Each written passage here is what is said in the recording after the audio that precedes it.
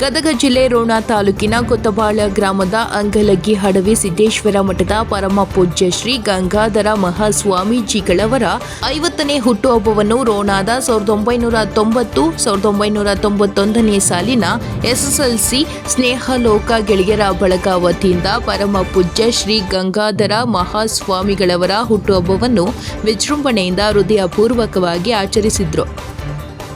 ಪರಮ ಪೂಜ್ಯ ಶ್ರೀ ಗಂಗಾಧರ ಮಹಾಸ್ವಾಮಿಗಳು ರೋಣಾದ ಸ್ನೇಹ ಬಳಗಕ್ಕೆ ಶುಭ ಆಶೀರ್ವಾದ ನೀಡುವ ಮೂಲಕ ಆಶೀರ್ವಚನ ನೀಡಿದರು. ಈ ಸಂದರ್ಭದಲ್ಲಿ ಜೀಗೇರಿ ಶ್ರೀಗಳು ಮತ್ತು ಗುಳ್ಳೇದ ಗುಡ್ಡ ಶ್ರೀಗಳು ಹಾಗೂ ನರಸಾಪುರ ಶ್ರೀಗಳು ದಿವ್ಯ ಸಾನ್ನಿಧ್ಯ ವಹಿಸಿದ್ರು.